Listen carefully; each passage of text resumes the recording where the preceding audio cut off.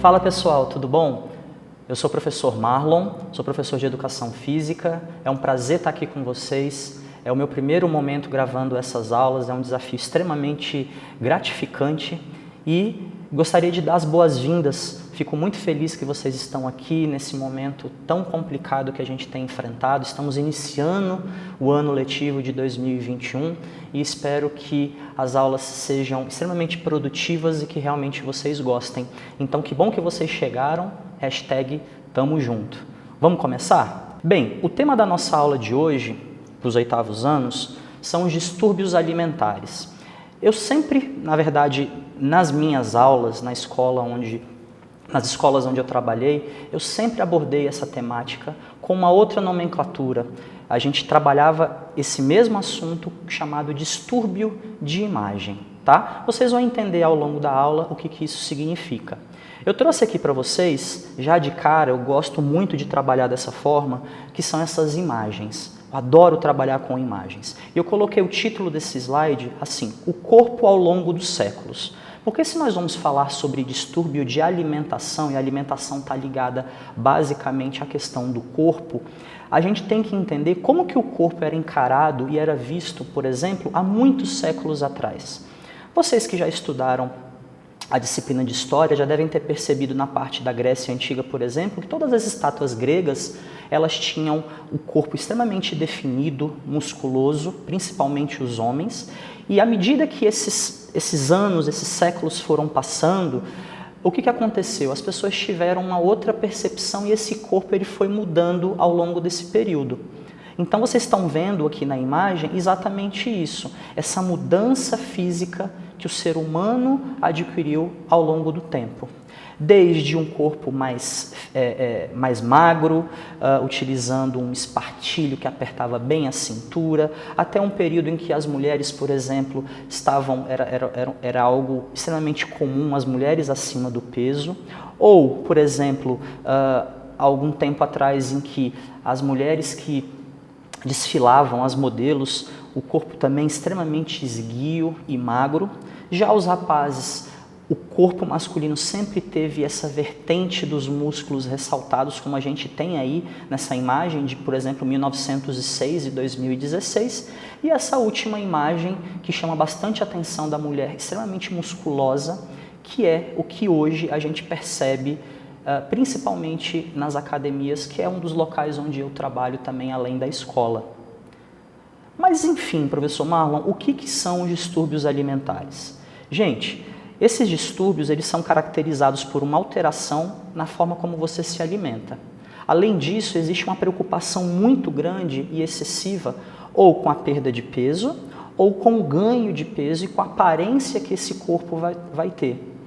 Essas características, elas se dão, às vezes, por as pessoas se alimentarem por várias horas ou ficarem em jejum durante muito tempo, fazendo uso de medicações, por exemplo, laxante, para que ela possa eliminar essa comida e se sentir magra.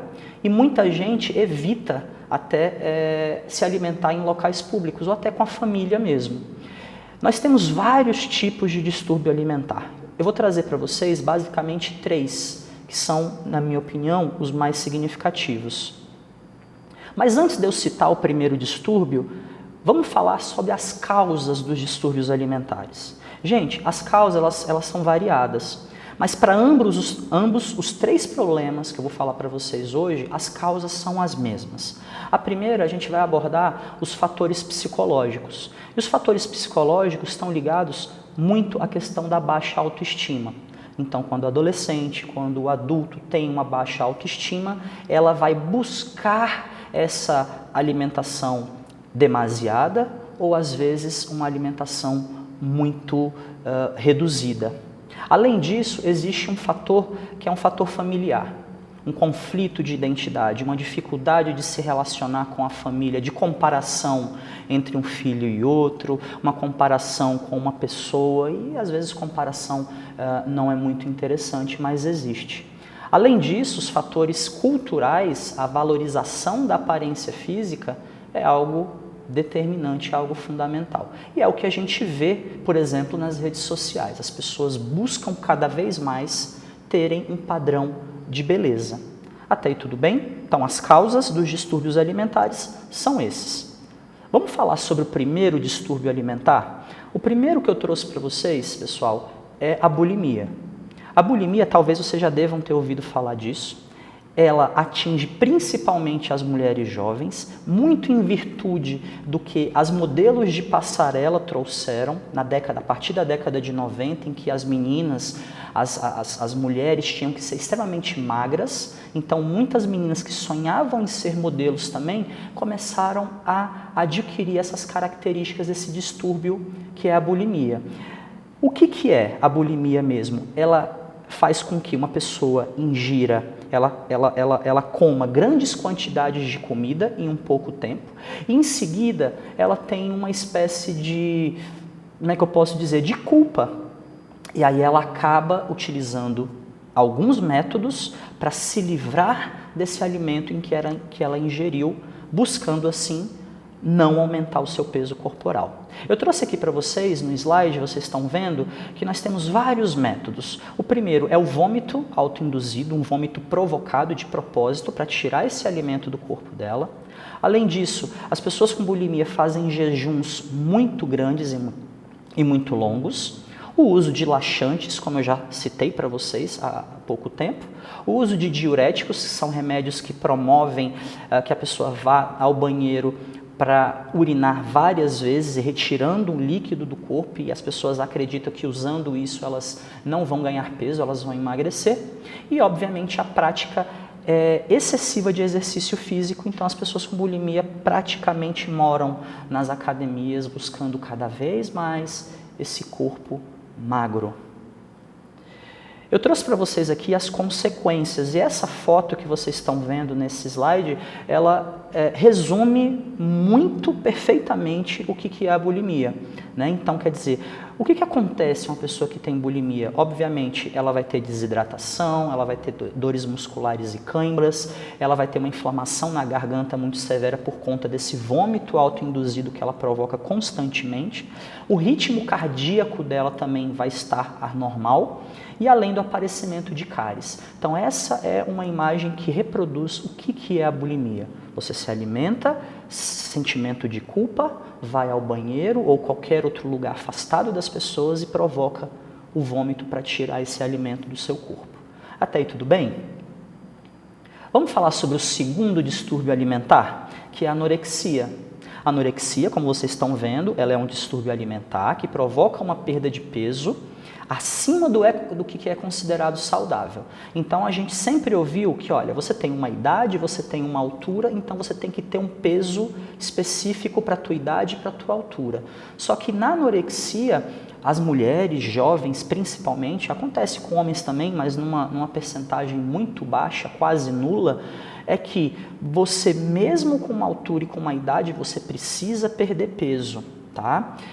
Nesse caso desse distúrbio alimentar, essas pessoas elas podem abusar de dietas, como foi também na bulimia, dos exercícios e usar também métodos para emagrecer. Professor Marlon, mas qual a diferença da bulimia e da anorexia? A bulimia, a pessoa come, provoca o vômito. Na anorexia, ela já não come mais. É como se fosse um agravamento a anorexia. Até aí tudo bem? Entenderam? Estamos aí tranquilos? Então vamos lá. Eu trouxe essa imagem ela é muito significativa. Essa imagem ela é ela fez parte de uma propaganda para falar exatamente sobre isso. Ela não foi feita aqui no Brasil, essa campanha, lembrei da palavra, em que essa menina que está de costas para a gente, extremamente magra, ela se olha no espelho e se observa acima do peso. Então ela tem uma imagem distorcida do que realmente ela está naquele momento. Então por isso que, além de dizer que a bulimia e a anorexia são distúrbios alimentares, elas também são distúrbios de imagem, uma imagem distorcida da realidade. Essa menina ela está cadavérica, né? Mas ela se enxerga de uma outra forma. Ela se enxergando de uma outra forma, ela vai continuar perdendo peso, ela vai continuar buscando essa perda de peso acentuada. Até aí tudo bem? Vamos lá. A anorexia, os portadores de anorexia, eles chegam rapidamente à caquexia, que é um grau extremo de desnutrição. Na bulimia, dificilmente a gente encontra pessoas que vêm a falecer, que vêm a morrer por causa desse problema, porque elas ainda se alimentam. Na anorexia, as pesquisas mostram que, em alguns casos, o índice de mortalidade ele varia entre 15% e 20% das pessoas que tiveram esse problema. Então, é um problema extremamente grave e com um índice de mortalidade muito grande. Eu sempre costumo dizer nas minhas aulas anteriores a essa aula que vocês estão vendo hoje, é que a anorexia ela tem uma probabilidade de reversão do quadro muito difícil. Bem como, por exemplo, essa pandemia que nós estamos enfrentando do coronavírus. Então, a anorexia, tal como o coronavírus, tem uma dificuldade muito grande de reverter e de fazer com que as pessoas elas consigam voltar à normalidade. Tudo bem? Vamos falar do terceiro e último distúrbio alimentar. A vigorexia. A vigorexia ela é totalmente diferente dos dois primeiros, da bulimia e da anorexia, que são caracterizadas por uma perda de peso, buscando essa perda de peso. A vigorexia ela se contrapõe. De que forma? As pessoas que têm esse distúrbio alimentar, elas se descrevem como pessoas fracas, pessoas pequenas, mesmo tendo uma musculatura desenvolvida acima da média. O resultado é que elas acabam dependendo muito grande do exercício físico, através de uma obsessão muito grande com o corpo musculoso. E incrível que isso, se a gente lembrar daquelas imagens do corpo ao longo dos séculos, vocês vão perceber que hoje, tanto homens quanto mulheres têm buscado muito isso. Então a gente provavelmente tem uma quantidade de pessoas hoje muito grande com a vigorexia, tá? Essas pessoas com vigorexia, elas introduzem alterações na sua dieta, constituída basicamente de proteína. Então, eles acreditam que em proteína, quanto mais proteína, mais músculos passam a consumir suplementos alimentares sem nenhuma orientação e recorrem muitos aos esteroides anabolizantes, a vulgo bomba. E é uma coisa que provavelmente nós vamos falar aí até o final do nosso ano letivo. Eu trouxe para vocês aqui duas imagens, esse corpo musculoso, esse corpo definido, o abdômen saltado, os músculos bem definidos, tá?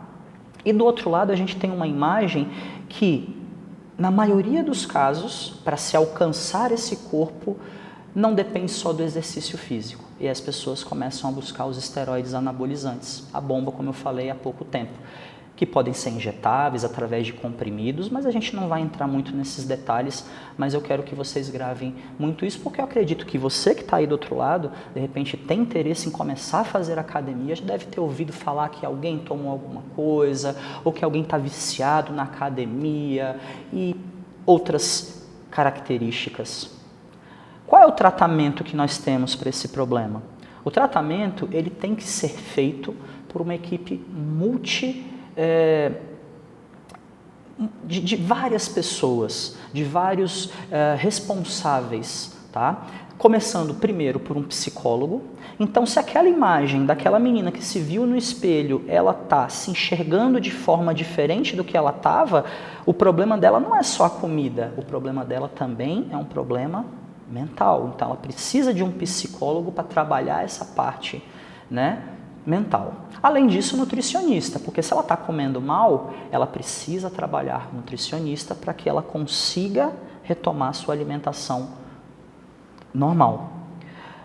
Psicoterapia individual ou em grupo, né? Então terapia individual em grupo é fundamental, tá? A nutricionista ela tem um papel, além de orientar essa alimentação saudável, ela estabelece novos hábitos alimentares, inclusive para quem tem a vigorexia. Então, se você ficar só dependente da proteína, você precisa consumir outras coisas, como carboidrato, como gordura, sempre num nível equilibrado. O uso de medicamentos antidepressivos, ele é essencial no tratamento dessa compulsão, gente. Então, assim, para várias coisas, os medicamentos antidepressivos eles funcionam. E no caso da anorexia, da bulimia e da vigorexia, esses medicamentos eles devem ser utilizados de uma forma muito bem orientada. Gente, para finalizar a aula de hoje, espero que vocês tenham gostado. Eu trouxe essa imagem porque a gente tem enfrentado um momento muito complicado na história da humanidade.